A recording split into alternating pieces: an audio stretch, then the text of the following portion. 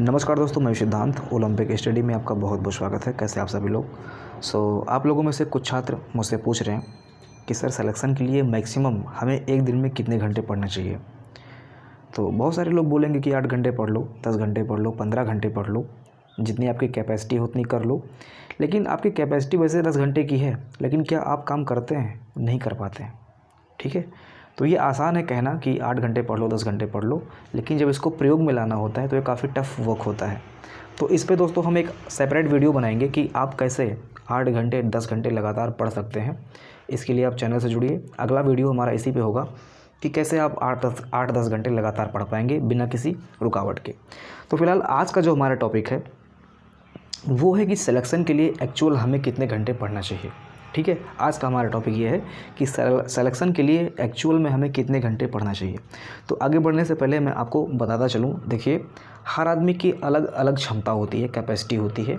हर आदमी की कंडीशन अलग अलग होती है। ठीक है, उसके जो आसपास के इन्वायरमेंट होते हैं, हर एक की कंडीशन अलग अलग होती है। और सबका जो मेंटल प्रेशर है ना, वो भी अलग अलग होता है। कोई अगर 1 साल से प्रिपरेशन कर रहा है तो उसके ऊपर कम प्रेशर है, लेकिन कोई अगर 4-5 साल से प्रिपरेशन कर रहा है तो उसके ऊपर ज़्यादा प्रेशर है। ठीक है, तो सबकी क्षमता अलग अलग हो जाती है एक समय पे आने के बाद। तो आप ही बताइए कि अगर मैं कहता हूँ इस वीडियो में कि भाई आप पर डे 10 घंटा पढ़ाई कीजिए, तो क्या आप कर पाएंगे? या हो सकता है कि आप कर ले जाएं, लेकिन हर एक छात्र नहीं कर पाएगा। ठीक है, किसी की मजबूरी कुछ होगी, किसी की मजबूरी कुछ होगी। ठीक है, तो और मेहनत करेंगे। लेकिन ऐसे छात्र जो सिर्फ पढ़ाई करने के लिए ही बने हैं, उनके पास और कोई काम नहीं है और फिर भी नहीं पढ़ पा रहे हैं, तो भैया आपसे बड़ा अपराधी कोई नहीं हो सकता है जो खुद को ही दंडित कर रहा है, दूसरे को नहीं, खुद को ही दंडित कर रहा है। अब बहुत लोग कहेंगे अपराधी शब्द मैंने यूज़ कर लिया। भैया अपराधी ही तो हैं। अगर आप दूसरे को परेशान करते हैं, दूसरे की ज़िंदगी बर्बाद करते हैं, तो वो अपराध होता है। यहाँ पे तो आप खुद की ज़िंदगी बर्बाद कर रहे हैं और खुद के साथ साथ में पूरी फैमिली का और आने वाली पीढ़ी का भी बर्बाद कर रहे हैं। तो यहाँ पे देखिए एक तरह से ये अपराध वाला काम है। भाई आप समय है आपके पास, आप पढ़ने के लिए ही बने हैं, आपकी फैमिली पूरा आपको सपोर्ट कर रही है, तो फिर आपको पढ़ना चाहिए। ठीक है, समय का सदुपयोग कीजिए। नहीं कर पा रहे हैं तो सीखिए, टाइम टेबल बनाइए, शेड्यूल बनाइए, पर डे का टारगेट फिक्स कीजिए और पढ़ाई करने की कोशिश कीजिए। हर एक घंटे उपयोग में लाना सीखिए। हर एक घंटा आपको उपयोग में लाना है। वीडियो देखने के बाद में बहुत लोग मोटिवेट होते हैं, कहते हैं अरे घंटे नहीं, अब मैं मिनट को उपयोग में लाऊंगा, हर एक मिनट मेरे लिए कीमती होगा। भैया जो गवर्नमेंट जॉब है ना, वो 1 घंटा का उपयोग करके भी आराम से पाया जा सकता है। हर एक मिनट जब आप यूज़ करने लगेंगे तो आप सीधे यूपीएससी क्रैक करेंगे या फिर कोई बहुत बड़ा बिजनेस टाइकून या फिर एंटरप्रेन्योर बनेंगे। तो मिनट छोड़िए, आप घंटा ही अगर सीख जाएंगे कि 1 घंटा कैसे हमें प्रयोग में लाना है अच्छे से, तो भी आप गवर्नमेंट जॉब में सेलेक्ट हो जाएंगे। ठीक है, 1 घंटा काफ़ी है। तो यहाँ पे हम दोनों तरह के छात्रों की बात करेंगे। चलो ठीक है, बहुत सारा लेक्चर दे लिया हमने, तो हम बात करते हैं कि कितना घंटा पढ़ना चाहिए। ठीक है, एग्ज़ाम को ध्यान में रखें कितना घंटा पढ़ना चाहिए। तो यहाँ पे 2 कंडीशंस बन रही हैं। एक कि आपका एग्ज़ाम काफ़ी नज़दीक है, मतलब 2 महीना एग्ज़ाम है आपका। जैसे हाल ही में अभी यूपी लेखपाल की परीक्षा है, काफ़ी नज़दीक है। ठीक है, 2 महीने में शायद कंडक्ट हो जानी है।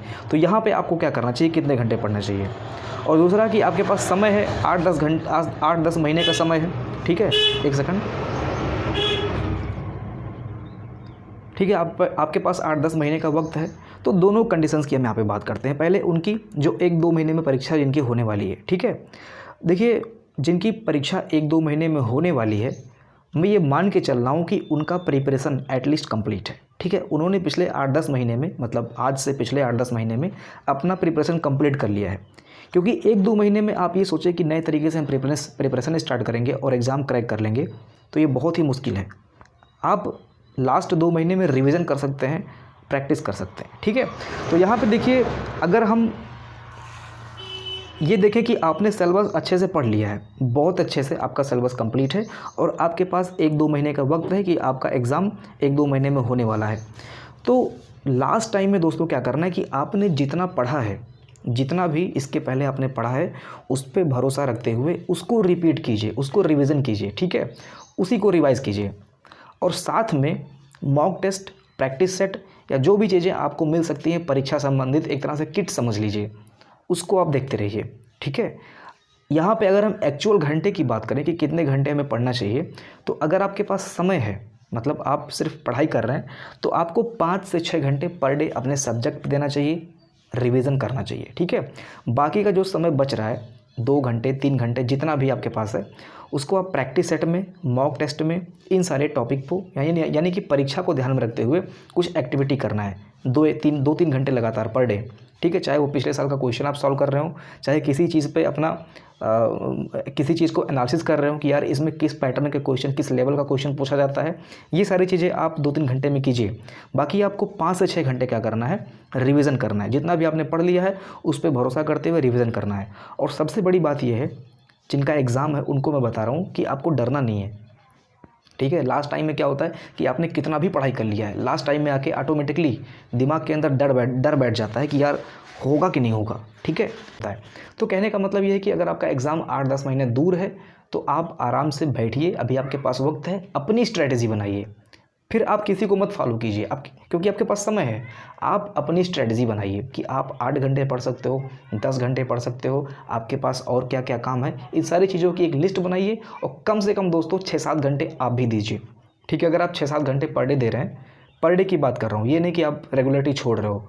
अगर आप पर डे 5-6 घंटे 7 घंटे पढ़ रहे हो, आपका एग्ज़ाम 8-10 महीने बाद है, तो आप सिलेबस भी कवर कर लेंगे। इसके बाद में आपका जो बढ़त है ना एग्ज़ाम में, एक सीट का जिसके आप दावेदार हैं, वो भी आपका संभव हो सकता है। ठीक है, तो इस चीज़ को आप खुद डिसाइड कीजिए कि आपको कैसे पढ़ना है। लेकिन हाँ, रेगुलरिटी नहीं छूटनी चाहिए। ये नहीं कि आपने 4 दिन पढ़ा फिर 3 दिन नहीं पढ़ रहे हो, तो इससे क्या होगा, इससे लॉस होगा। आप अगर देखेंगे ओवरऑल 1 महीने में, तो आप पता चलेगा कि 15 दिन पढ़ाई किए हैं और 15 दिन पढ़ाई नहीं किए हैं। ऐसा हो जाएगा जब आप ओवरऑल देखेंगे, पूरे डेज़ को कैलकुलेट करेंगे, तो 15 दिन आपने पढ़ा होगा, 15 दिन नहीं पढ़ा होगा। तो क्या करना है कि रेगुलर पढ़ना है, तब वो 1 महीने की पढ़ाई कंप्लीट होगी। और 1 महीने में अगर आप 25 दिन भी पढ़ रहे हैं तो बहुत है। ठीक है, मानता हूँ कि 4-5 दिन, 6 दिन, 1 हफ्ता यहाँ वहाँ हो सकता है, तो 25 दिन 24-25 दिन अगर आप पढ़ रहे हैं तो काफ़ी है। ठीक है, तो इसको आप खुद डिसाइड कीजिए। बाकी जिनका एग्ज़ाम था उनको मैंने बताया कि 5-6 घंटे पढ़ना है और आपको कम से कम 2 घंटे per day mock test practice set solve करना है। एग्ज़ाम संबंधित जो भी चीज़ें आपको मिल रही हैं उनको पढ़ना है। ठीक है, वीडियो को बहुत लंबा नहीं करेंगे, अगली वीडियो का वेट कीजिए, जस्ट कल परसों में आ जाएगी कि आप कैसे 8-10 घंटे लगातार पढ़ सकते हैं बिना रुके हुए। ठीक है, क्योंकि ये सारी चीज़ें मैंने की हैं तो इसलिए मैं बता रहा हूँ कि 8-10 घंटे बिना रुके हुए आप पढ़ सकते हैं। आप हाई स्कूल के बच्चे को देखिए, वो पढ़ लेता है, आप क्यों नहीं पढ़ पाते हो।